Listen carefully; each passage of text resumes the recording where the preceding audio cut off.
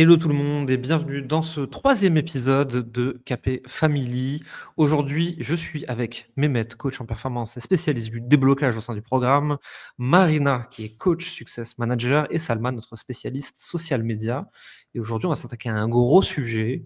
Je veux me lancer, et vous mettez ce que vous voulez derrière je veux me lancer, mais j'ose pas parce que. Et on va un peu décortiquer les raisons qui fait qu'on n'ose pas et on va voir si on peut un petit peu les dégommer.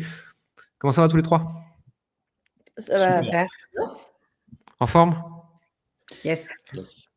Tu vois ceux qui ont l'habitude de l'exercice et ceux qui ont moins l'habitude et ceux qui aiment pas l'exercice. Moi, je peux le voir écrit sur votre front. Mais c'est bien parce qu'il y a plein de gens qui vont regarder. Il y a beaucoup de nos clients qui regardent ça essentiellement quand même et qui voient que ça va tranquille. Enfin, on peut faire un truc normal. On n'est pas obligé d'être Patrick Poivre d'Arvor au JT de TF1. On n'est pas des professionnels de passer à la télé et parler à un micro.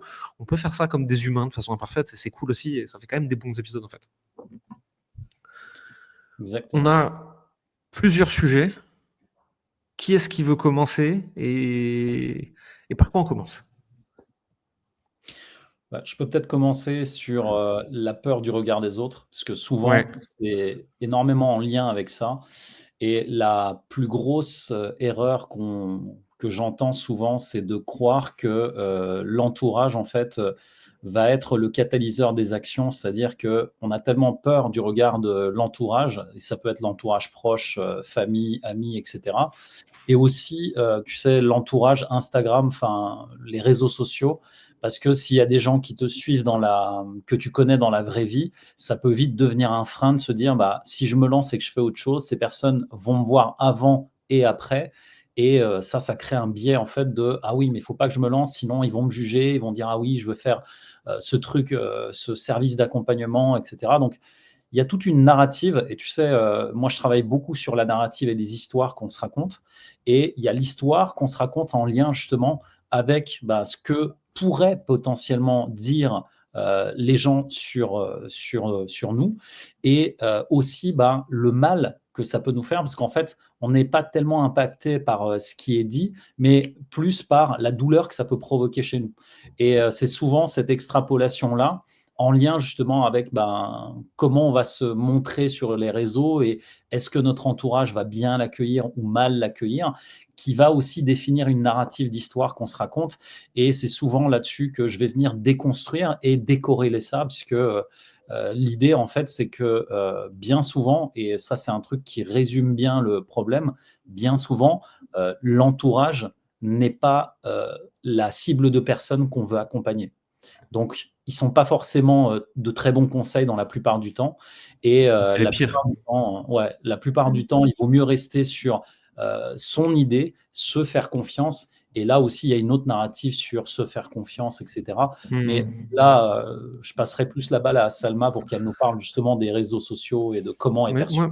moi, j'aimerais avant ça, j'aimerais savoir, Marina, Salma, est-ce que vous avez vécu ça, le fait de, à un moment ou à un autre, pas oser se lancer parce que vous avez peur du regard de l'entourage? Et si oui, comment est-ce que vous avez géré ça en fait, à titre personnel? Je prends la balle à Marina, après je te la relance. Mais complètement, mais un point incroyable. Je me reconnais beaucoup dans ce genre de discours à mes débuts, au point que moi, je me souviens que j'avais listé, que j'avais cherché toutes les personnes que je connais, mes cousins éloignés, ma famille, et j'ai bloqué tout le monde. À la J'ai fait fin, pareil. j'ai bloqué tout le monde parce que je me suis dit, allez, je peux m'amuser, faire ce que je veux, personne ne va regarder parce que j'ai pas envie de rendre des comptes, j'ai pas envie qu'ils croient ceci, qu'ils croient cela, qu'ils pensent ceci de moi, que je doive justifier ci ou ça. Je me suis dit, allez, je prends le taureau par les cornes, je bloque tout le monde, je gère tout le monde de mes réseaux, en espérant, j'imaginais que je serais dans une safe place et tout ça. Et ensuite, je gère l'autre volet d'exposition. C'était quelque chose de très difficile. J'avais l'impression d'être schizophrène, de devoir raconter, comme dit Mehmet, un narratif à la famille, aux amis et autres, et un autre à moi-même, et donc aux gens que je souhaitais atteindre avant d'avancer, de travailler sur ça de mon côté pour concilier entre les deux et finir par m'en foutre, quoi. Je comprends tellement. Marina, t'es passée par là aussi? Moi non, parce que en fait, tous mes proches, vu que ce que moi je fais, c'est un peu Vraiment très, très bizarre. Et du coup, c'était surtout, waouh, Marina, mais en fait, tu fais, ok, vas-y, on te soutient, mais continue, continue. Mais personne n'a jamais cru à ce que je fais. Et moi, j'ai passé par la colère parce que je voulais à tout prix montrer qu'en fait, c'est important, que vous avez aussi besoin de ça. Mais en fait, non, finalement, je vois très bien que c'est pas ma cible du tout. Quand j'ai compris que ma famille, mes parents, mes cousins, machin, sont pas ma cible, vraiment, j'ai accepté qu'ils ont le droit de ne pas me soutenir, de ne pas croire, parce que c'est ma famille, ils doivent juste m'aimer comme je suis et c'est tout.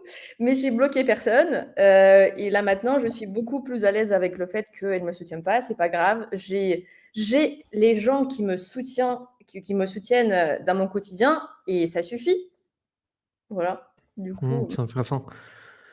Moi, je me souviens au début, d'abord, j'avais 2 comptes séparés, un compte pro, un compte perso. Puis après, j'en ai eu marre de cette schizophrénie de faire des allers-retours entre les 2. Donc j'ai fait tout sur un seul compte, mais j'ai bloqué toute ma famille. Et ensuite, j'ai eu une phase où j'ai débloqué toute ma famille. Et aujourd'hui, des années et des années après, j'ai encore, la moitié des gens que j'ai connus dans ma vie d'avant, entre guillemets, de la ville d'où je suis originaire, qui se croisent à 3 heures du matin pour raconter que je suis un escroc et que je suis un menteur et que je suis un tricheur. Et mes potes essayent à chaque fois de me défendre quand ils entendent un truc comme ça. Et je leur dis: «Arrêtez, c'est pas la peine, c'est pas important en fait, c'est OK d'être le méchant de l'histoire de quelqu'un, c'est OK de passer pour et cetera». Moi je vis pas avec eux, je fais pas ma vie pour eux, mais je ne nie pas et ça concerne fort les personnes qui nous regardent, hein, à quel point c'est dur au début. Après ça va mieux je trouve. À quel point c'est dur au début de passer outre le regard d'autrui, qui plus est le regard de ses proches, quoi. Complètement, complètement. C'est un sacré challenge au début parce qu'on a notre quotidien, notre vie de tous les jours, nos process quotidiens et puis du jour au lendemain, on réalise qu'il y a cette exposition, publiquement devant des personnes qu'on croise que pendant les repas de Noël et là, pour le coup, on est en train de montrer un petit peu autre chose et ça pèse effectivement à un moment, ça prend du temps, ça selon chacun, il y a un cheminement à faire, mais après on finit par s'en foutre. Moi aujourd'hui, je pense que j'ai pas débloqué tout le monde, quelques-uns, mais je reçois encore quelques messages de personnes, ah mais qui sont pas forcément de ma famille, mais que j'ai connues à une autre vie et qui m'envoient: «Mais coucou Salma, je suis contente de tomber sur ton profil, de voir que tu as rebondi, que tu fais ci, alors tu es influenceuse maintenant?» Je dis: merci beaucoup pour ton message et je remercie, mais j'ouvre même pas la discussion parce que ces personnes-là, ah bah, c'est pas ma cible, ils sont pas dans mon entourage et j'ai pas besoin de leur expliquer ce que je fais, pourquoi, comment. Ça me passe au-dessus maintenant, mais c'était pas le cas au début, donc Est-ce c'est que, un cheminement. et ça c'est une question pour tous les 3, est-ce que vous avez aussi par moment, et je pense que ça s'estompe avec le temps, mais cette impression un peu de mener une double vie? On a notre vie, d'internet, dans le coaching, avec des idées très particulières sur tout ce qui est possible, sur l'argent, sur, des fois des trucs énergétiques, des choses comme ça, où on est un peu dans un microcosme où tout le monde croit ça et tout le monde rêve de ça et tout le monde va dans cette direction. Puis tu sais ensuite, tu vas au repas de famille et en fait, ils ont des CDI, ils pensent pas que ça puisse changer quoi que ce soit. Les débats, pendant entre le poisson et le poulet, c'est, sur la politique et sur ce qui s'est passé sur TF1 et là tu te dis: «Waouh, c'est vraiment 2 mondes très, très différents dans lesquels j'évolue et je sais plus trop qui je suis des 2 quoi». Ouais. Bah, moi, je vais rebondir là-dessus parce que oui, j'ai eu beaucoup ça, moi, au début. C'était notamment quand j'ai commencé à enregistrer tu sais, des vidéos, des reels, Mmh. voilà, ce que tu fais toi super à l'aise aujourd'hui. J'ai eu beaucoup de mal, moi, au départ, avec ça parce que, effectivement, il y a un message que tu dois véhiculer pour, tu sais, pour les réseaux et après tu reviens à la vraie vie et c'est vrai que le trauma entre les 2 est quand même, le gap est assez, important au départ et ça part souvent en fait et ça je l'ai compris que bien longtemps après avoir travaillé sur ma narrative, c'est une fois de plus en lien aussi avec l'environnement, c'est-à-dire les gens qui sont autour de toi parce que, je peux donner en fait les 4 typologies de personnes que tu as autour de toi parce que j'ai appris à les reconnaître avec le temps. En fait, tu as les critiques, donc les «méchants» entre guillemets, ceux qui vont toujours critiquer tout ce que tu fais. Tu as les gentils, ceux qui vont dire: «Oui, oui, oui, c'est super, oui, oui, oui», mais en fait, ils savent pas ce qu'ils disent. Entre le 3 et le 4, en fait, il y en a un qui est, assez intéressant, c'est les inconditionnels et ceux-là, en fait, quoi que tu fasses, ils vont te soutenir, mais là, inconditionnellement, c'est-à-dire qu'ils ne mettent pas de conditions à t'aimer. Et la dernière catégorie, qui est la plus vicieuse, et je vais expliquer pourquoi après, c'est les gentils malhonnêtes. C'est un peu ce que disait Marina, je crois, tout à l'heure. Ils te disent: «Ah oui, ça a l'air bien ce que tu fais, hein. Ah oui, oui, oui, c'est bien, hein.» Tu quittes la pièce. Non, mais il a craqué, lui. Il croit qu'il va faire avec des vidéos sur. Non, mais ça va pas ou quoi? Non, mais t'as vu, il est en train de se perdre. Et des gens comme ça, ces 4 catégories, on les a. Et les meilleurs, c'est les inconditionnels, vous l'avez compris. Et surtout, pourquoi en fait je me sentais différent? C'est parce que ces 4 catégories de personnes vous renvoient des feedbacks totalement différents. Et en fait, quand vous faites un truc, vous le postez sur les réseaux sociaux, il y a des personnes qui applaudissent des deux mains, qui disent vas-y, continue, et tous les autres qui ont toujours un truc à dire, mais de leur point de vue. Et c'est en fait ça qui crée aussi de la dissonance, qui fait qu'on ne s'autorise pas en fait à être vraiment en sincérité radicale, comme je le dis souvent. Et aujourd'hui, en fait, à force de le faire, et surtout à force de rester concentré sur ce que je veux délivrer et qui je veux aider, ben, moi, en fait, ça s'est estompé avec le temps. Et aujourd'hui, heureusement, je suis comme je suis à la vie, quoi. Mais c'est vrai que ce gap-là et la résonance de l'entourage et de l'environnement, ce que nous apporte l'environnement, c'est parfois ça qui nous empêche, qui nous autorise pas à le faire. Marina, tu as vécu ça aussi? Tu te reconnais dans les profils que Mehmet il a cités? C'est quoi ton parcours, toi, vis-à-vis de ça? En vrai de vrai, j'ai commencé quand j'étais déjà en France et du coup, je ne peux pas vivre ça avec ma famille parce que, oui, quand j'ai annoncé ce que je faisais et moi, je suis complètement dans l'énergétique et cetera et du coup, mon papa, il y a ma famille, elle n'assume pas pleinement ce que je fais. Tu Pourtant, m'étonnes. ils disent: «OK, OK, tu continues, tu fais bien, mais tu peux ne pas raconter». Voilà et ça, c'était quand j'ai annoncé ça à ma tante, qui est très ça, c'est un profil, je pense que c'est critique et aussi très, je ne sais pas, en PSM, je sais PSM, je ne sais pas quel profil est là, mais vraiment, je fais bien et les autres non et du coup, quand j'ai annoncé ce que je faisais, elle a vraiment c'était un blanc total par téléphone. Je me suis dit: «Mais ouh là, peut-être il fallait pas faire ça». Du coup, depuis, elle n'a jamais reparlé de ce sujet. Vraiment, elle me demande si j'ai juste de l'argent avec ce que je fais. J'ai dit: «Oui» et elle ne parle pas de ça.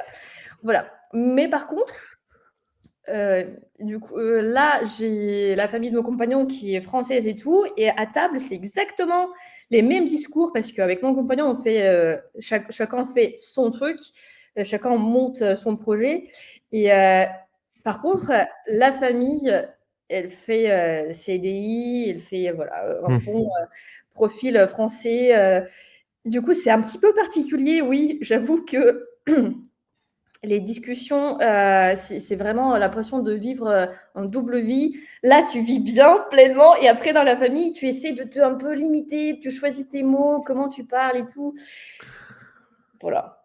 Je pense qu'on a tous vécu des situations similaires et pourtant avec, là, autour de cette vidéo, on a quand même 4 typologies de familles, de cultures et tout très différentes. Mais oui, Marina, ayant grandi avec des gens, moi, des pays de l'Est beaucoup, je vois bien le truc où ta tante, elle te prend pour Baba Yaga, quoi. C'est pas, c'est la sorcière de la mythologie russe, quoi. Ouais, à peu près. C'est pas facile et en même temps, je trouve, je sais pas ce que vous en pensez, plus on se détache du regard des autres, plus on peut exprimer d'être pleinement soi et oser des trucs. Et alors, bien sûr, il y aura au début une phase où on va un peu trop oser. On va se sentir un peu trop pousser des ailes, on va faire des trucs. Et en général, moi en tout cas, je le vis. Là. Ce que je dis là, c'est pour moi hein, avant tout. Où je regarde des trucs que j'ai dit 3 5 ans en arrière, je me dis, oula, t'étais un peu trop toi-même. Là, il va falloir se calmer un peu quand même, parce que c'est bien d'être soi, mais les autres, ils n'ont rien fait. Quoi. C'est pas obligé de les agresser comme ça. Et j'étais un peu extrême dans certains de mes propos. Et ensuite, je me suis recalmé. Mais je pense que, comme l'adolescent qui a besoin de se rebeller pour se construire, quand on sort des conditionnements familiaux et de vie et de ce qu'on a eu, en fait, il y a un moment de trop, un moment où on abuse parce qu'on a besoin de se réapproprier qui on est avant de se calmer. Et je trouve qu'une fois qu'on s'est calmé, on peut s'asseoir à une table avec de la famille, etc. Du moment que les gens ne sont pas malveillants, parce que ceux-là juste peuvent rester où ils sont, et où en fait, même s'ils y pompent rien, on voit juste une manifestation de l'amour qui comprend rien, quoi. C'est: «Je veux t'aimer, j'ai peur pour toi, fais gaffe à ton cul», quoi. Ouais. Tout le monde a vécu le même truc. Ouais, tout à fait. Une fois, je peux intervenir? Vas-y. Une fois, Jérémy, tu as dit une phrase, c'était il y a longtemps, je ne sais plus où je l'ai entendu, c'était: «Si tu ne reçois pas assez de critiques tous les jours, ça veut dire que tu n'as pas trop forcé». Du coup, quand j'ai entendu cette phrase, elle n'était pas exactement comme ça. Je l'ai écrit, je l'ai noté juste devant mon bureau et je l'ai regardé tous les jours en me disant: «OK, aujourd'hui, il y avait personne qui m'a critiqué. Ça veut dire que j'ai pas trop montré qui j'étais et ce que je faisais». C'est, la phrase d'origine, c'est une phrase de Dan Kennedy, un marketeur américain, qui disait: «Si tu t'es pas fait insulter avant midi, c'est que tu ne marketes pas assez fort». Moi, je l'avais retwisté un peu cette phrase parce que moi, j'aimais pas l'idée. C'est, si au cours d'une journée, personne ne t'a dit: «Je ne suis pas d'accord avec toi», c'est que tu ne dis pas vraiment ce que tu penses. Mmh. Ouais. Ouais, elle est bien, cette phrase, ouais. Celle-là, elle est Moi, bien. je vais rebondir sur un point Ouais. important qui fait écho avec ce que tu as dit par rapport à ce qu'on a vécu tous les 4 et qui complète ce que disait justement Mehmet. C'est que dans cette, peur qui nous empêche d'oser, c'est souvent parce qu'on se fie qu'à l'entourage qu'on a, notre famille, l'entourage, réel, dans nos réflexions, en mode: «Qu'est-ce qu'ils vont eux penser? Qu'est-ce qu'on va penser de moi?» et des choses comme ça. Et moi, je sais que ce qui m'a aidé à dépasser un petit peu tout ça, au-delà du fait que j'avais bloqué la famille, là, en soi, c'était de la fuite, c'était me créer un nouvel entourage. C'était me créer des personnes qui comprenaient ce que c'était l'entrepreneuriat, comprenaient ce que c'était les challenges par lesquels je passais, débutante que j'étais, tout ça. Et ça, c'était extrêmement game changer, en fait, pour moi. Donc dans le sens où je pouvais, c'était comme une safe place, c'était des groupes Facebook, c'était des petits groupes en DM sur Insta, sur Messenger, des personnes qui partageaient les mêmes réflexions que moi et avec qui je ne me sentais pas extraterrestre et avec qui je pouvais exprimer vraiment ce que je ressentais. Et cette dissonance, cette schizophrénie en mode là, c'est la vraie vie, celle dans laquelle je suis vraiment moi et vers laquelle je veux tendre, et je me sentais bien avec eux, commençait à s'atténuer petit à petit quand j'ai commencé à remplacer un peu le cercle social, petit à petit, dans le sens où, même si c'était virtuel, par la suite, il y a eu des événements, moi, j'ai actionné les choses. Je cherchais un petit peu où est-ce que je pouvais rencontrer des personnes de ce monde-là que j'ai découvert en mode. J'avais l'impression que c'était Harry Potter, tu sais, tu traverses un mur et tu découvres un monde dont je ne soupçonnais même pas l'existence dans ma vie de tous les jours. Et j'ai découvert un monde nouveau et j'ai réalisé qu'il y a il y a des rencontres, il y a des incubateurs, il y a des cafés, il y a des after-work aussi pour les entrepreneurs. J'ai réalisé autre chose.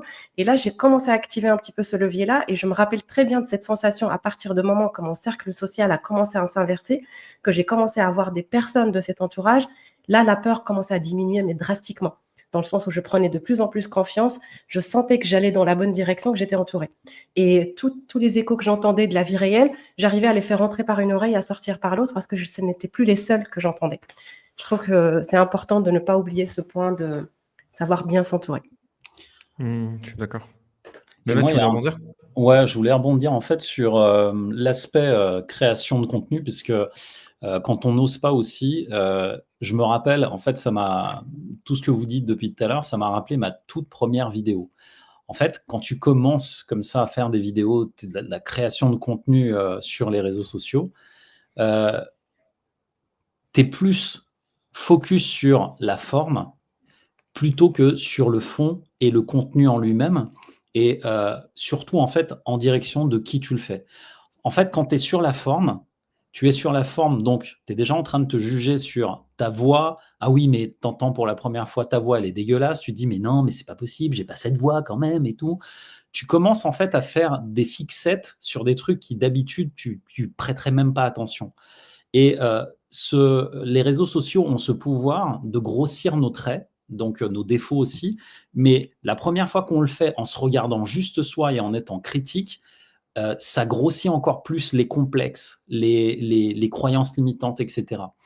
Et ce truc-là, il a commencé à shifter à partir du moment où j'ai compris en fait qu'il y avait des gens en face de moi qui avaient besoin de moi, mais qui, eux, avaient un problème.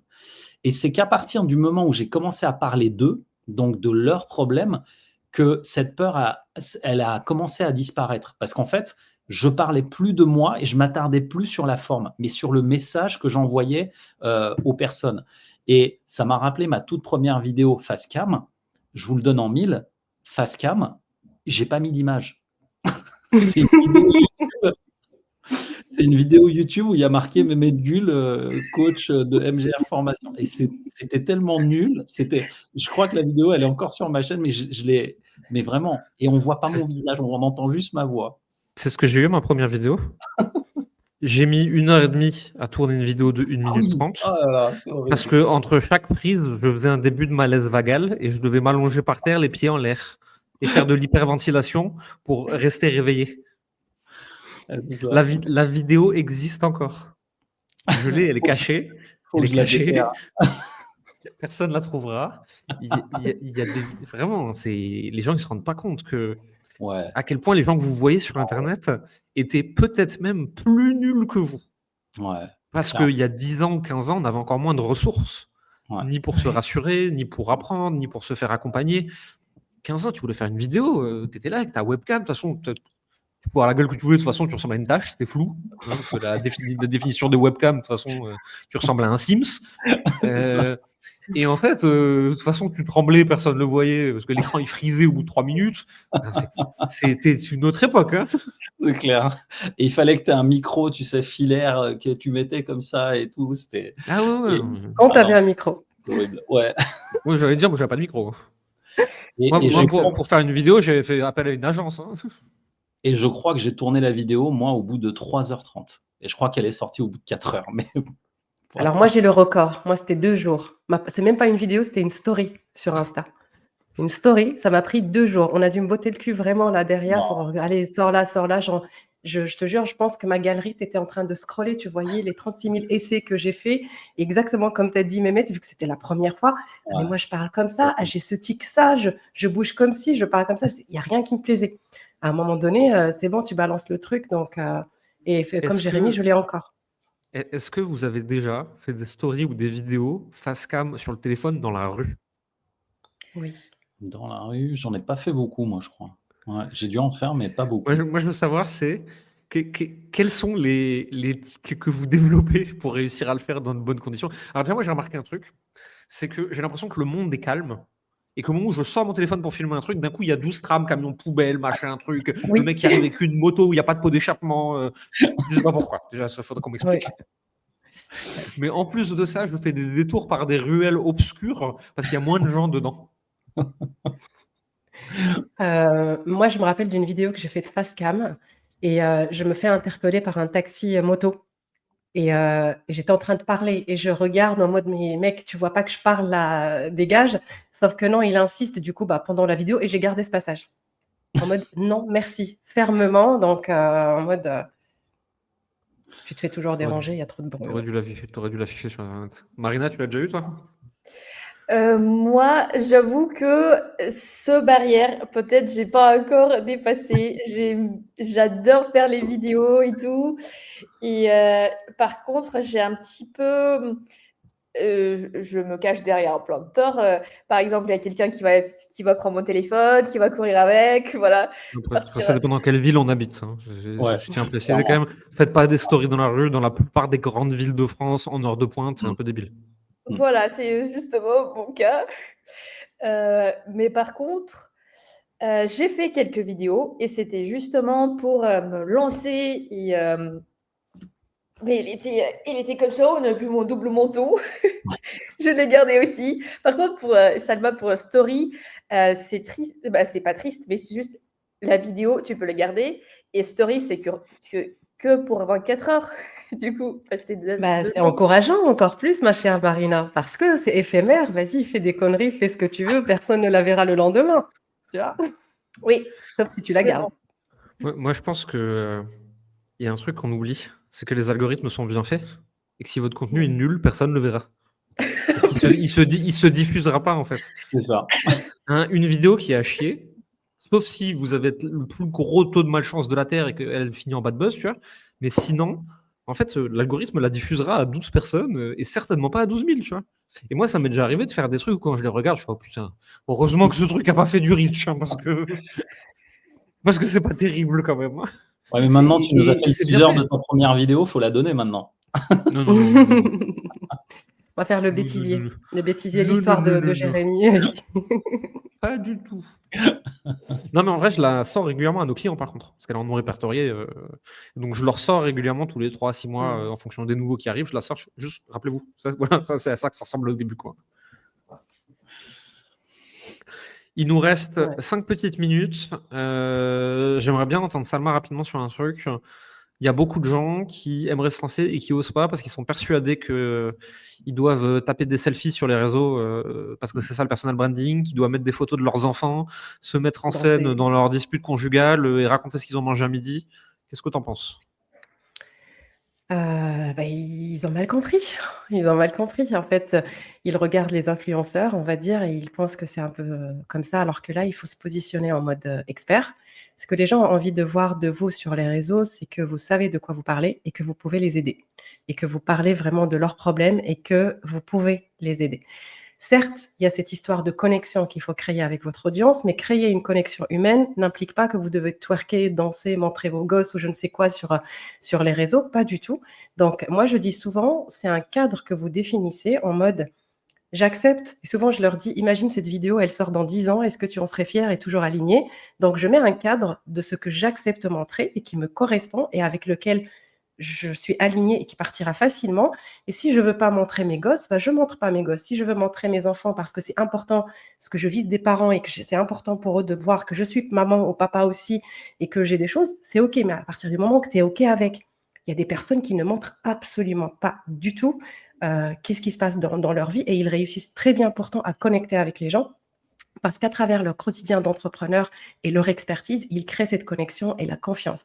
Donc, ne vous comparez pas ou ne prenez plutôt pas comme référence les personnes qui ont cette casquette d'influenceur et dont c'est toute une stratégie. C'est important qu'ils montrent ça avec ce que vous devez faire au tout début en tant qu'entrepreneur. Ça n'a rien à voir. Si tu veux compléter. Oui. En fait, moi, je réfléchissais, mais en fait, je montre pas tellement de ma vie perso, tu vois. À quoi ressemble mon Ouais. chien. Il y a Marie qui est déjà intervenue. Alors, mon fils, Je on te l'affiche sors pas sur les souvent comme réseaux. exemple, hein, ouais. Je te sors souvent comme exemple dans les coachings en Et mode Hmm.